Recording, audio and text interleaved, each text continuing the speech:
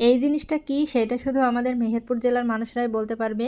এমনি নর্মালি কুমড়ার বড়ি তো আপনারা সবাই খেয়েছেন, কিন্তু কুমড়ার বীজ দিয়ে আর মাসকলাই দিয়ে যে এরকম খুদের বড়ি দেওয়া হয়, এটা কি আপনারা খেয়েছেন কিনা অবশ্যই কমেন্ট করে জানাবেন। আর কে কোন জেলা থেকে ভিডিওটা দেখছেন এটাও বলবেন। আসলে আমাদের মেহেরপুর জেলায় যে আমরা কুমড়ার বড়ি দিই, কুমড়ার যে বীজটা থাকে সেটা দিয়ে আর মাসকলাই দিয়ে এই খুদের বড়িটা দেওয়া হয়।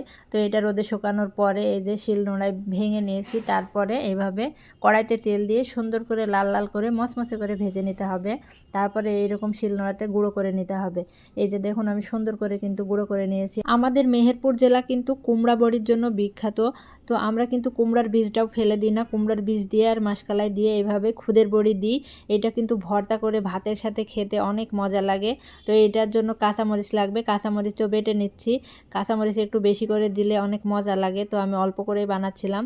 তো এইদিকে পেঁয়াজও কেটে নিয়েছি, আর এই যে কাঁচামরিচ। তারপরে এখন দিয়ে দেব লবণ আর দেব সরিষার তেল, একটু বেশি করে সরিষার তেল দিয়ে এটাকে মাখাতে হবে। তো আমার মেহেরপুরের কোন আপু ভাইয়ারা আমার ভিডিওটা দেখছেন অবশ্যই কমেন্ট করবেন, আর এটা খেতে আপনারা পছন্দ করেন কিনা সেটাও আমাকে জানাবেন। আমার কিন্তু খেতে খুব ভালোই লাগে, আর এটা বেশিরভাগ খেতে ভালো লাগে রাতের যে ভাতটা থাকে, মানে সকালে, সেটা দিয়ে খেতে কিন্তু বেশি মজা লাগে। তো গতকালকে আমার রাতের ভাত বেঁচে গিয়েছিল, তো আজকে সকালে আমি ওইটা দিয়ে খাচ্ছি, অনেক মজা হয়েছে। ভিডিওটা ভালো লাগলে অবশ্যই লাইক কমেন্ট শেয়ার করে আমার পাশে থাকবেন। ধন্যবাদ সবাইকে।